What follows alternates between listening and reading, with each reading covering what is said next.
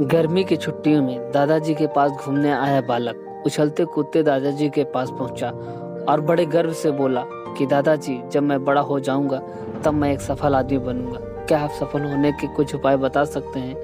दादाजी हाँ सिर हिला दिया और बिना कुछ कहे लड़के का हाथ पकड़ा और उसे करीब की पौधशाला ले गए, जहां दादाजी ने 2 छोटे छोटे पौधे खरीदे और घर वापस आ गए।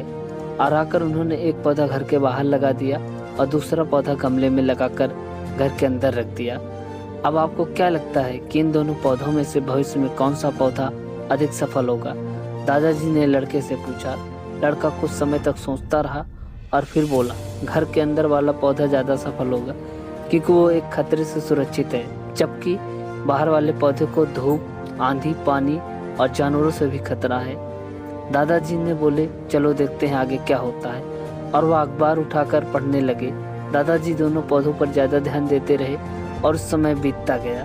3 से 4 साल बाद जब एक बार फिर से वह लड़का अपने माता पिता के साथ गांव घूमने आया तब अपने दादाजी को देखा तो देखते ही बोला, दादाजी, पिछली बार मैंने आपसे सफल होने के कुछ उपाय मांगे थे आप पर आपने तो कुछ नहीं बताया, पर इस बार आपको कुछ बताना ही होगा। दादाजी मुस्कुराए और लड़के को उस जगह ले गए जहां उन्होंने गमले में पौधे लगाया था।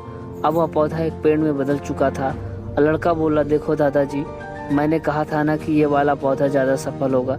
दादाजी ने बोला कि अरे पहले बाहर वाले पौधे का हाल तो देख लो। और ये कहते हुए दादाजी ने लड़के को बाहर ले गए। बाहर एक विशाल पेड़ गर्व से खड़ा था, उसकी शाखाएं दूर तक फैली हुई थी। उसके छांव में खड़े राहगीर आराम से बातें कर रहे थे। अब दादाजी ने पूछा, बताओ कौन सा पौधा ज्यादा सफल हुआ? लड़का कुछ शर्माता हुए बोला, बाहर वाला। लेकिन ये कैसे संभव है? बाहर तो उसे न जाने कितने खतरों का सामना करना पड़ा होगा। दादाजी मुस्कुराए और बोले, हाँ, बाहर वाले पौधे को बहुत सी चीजों का सामना करना पड़ा, लेकिन समस्या का सामना करने से अपने आप फायदा होता है, अपने फायदे भी होते हैं। बाहर वाले पौधे के पास आज़ादी थी कि वह अपनी जड़ें जितनी चाहे उतनी फैला ले, अपनी शाखाओं से आसमान को छू ले। और तुम जिस आंधी तूफान से इस पेड़ के लिए मुसीबत समझते थे, उसी आंधी तूफान ने इसी पेड़ की जड़ों को इतना मजबूत बना दिया है कि आज एक छोटा सा आंधी तूफान इस पेड़ का कुछ नहीं बिगाड़ सकता। बेटे, अब जो मैं तुम्हें बताने वाला हूँ उसे अगर तुमने अपने अंदर बैठा लिया तो तुम जिंदगी में जो भी करोगे उसमें सफल हो जाओगे।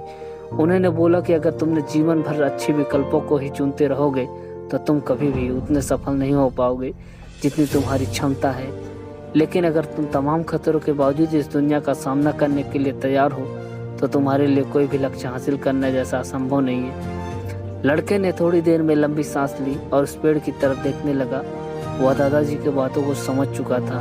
आज उसे सफलता का एक बहुत बड़ा सबक मिल चुका था। लेकिन जीवन में हम जिन रुकावटों को हम जितना बड़ा शत्रु समझते हैं, वही हमें मजबूत और जीवन में बहुत ज़्यादा सफल बनाते हैं।